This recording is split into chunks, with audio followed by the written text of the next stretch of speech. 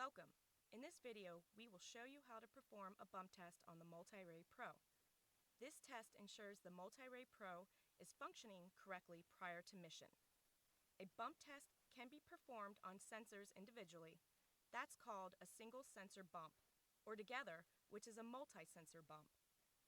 In this video, we will do the multi-sensor bump test. The same gas that is used for calibration is used for the bump test. You will need the 4 gas. It contains methane, carbon monoxide, hydrogen sulfide, oxygen and nitrogen, and isobutylene bottles with attached on-demand regulators, and Tygon tubing to perform the bump test.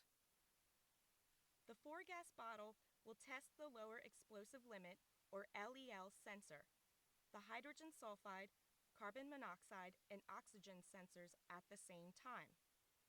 The nitrogen gas is utilized as a carrier gas only. It will not affect the MultiRAE in its testing. As with calibration or span test, the bump test instrument intelligently splits the process into 3 consecutive steps. First, the MultiRAE Pro prompts for testing electrochemical, carbon monoxide and hydrogen sulfide sensors, LEL and O2 sensors. Then the user is prompted to test the PID. Now that you know what you need, let's get started. Follow these steps to perform a manual multi-sensor bump test.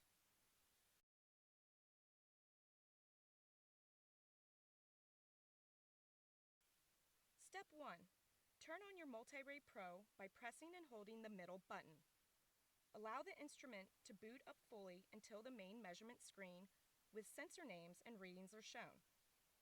During the boot up, the MultiRAE Pro will display various information about the instrument, such as when it was last calibrated and what sensors are currently installed.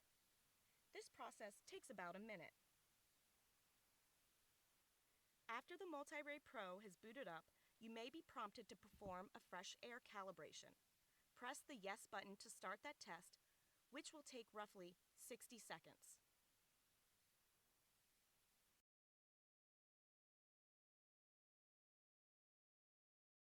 Step 2. You need to enter the bump test menu. It is accessible using the following easy shortcut. With the instrument running in normal mode and the main measurement screen shown, press both in and power mode soft keys at the same time until the password or menu screen appears. If all the sensors have warmed up, you will be allowed to select the calibration icon by pressing the Y soft key, which is the left key. Otherwise, you will need to wait a few minutes to access this main menu. Scroll down the calibration menu using the N soft key, which is the right key, until multi-sensor bump is highlighted, and press the Y soft key.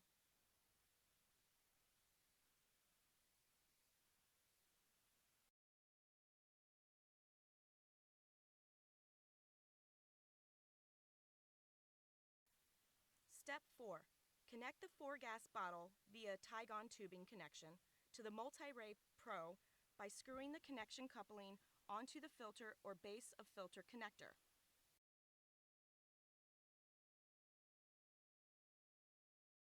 Press the Y soft key to begin this test.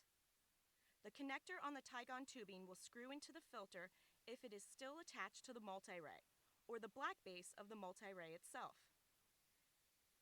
Since we are using flow demand regulators, we do not use a calibration cap. If you are using constant flow regulators, you will need to use the calibration cap. While the multi-bump test is being performed, the readings for each sensor are shown. Once the bump test completes, pass-fail test results and readings are shown for each sensor. Be sure to disconnect the Tygon tubing supplying the gas. Otherwise, the MultiRAE may become oversaturated with the gas and require additional time to clear.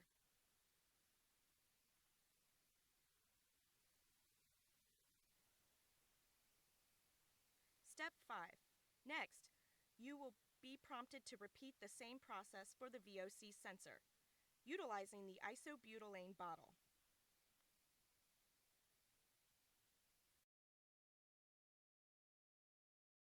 If one or more sensors fail a bump test, be sure to contact your regional camber CLS technician to calibrate or replace the failed sensors.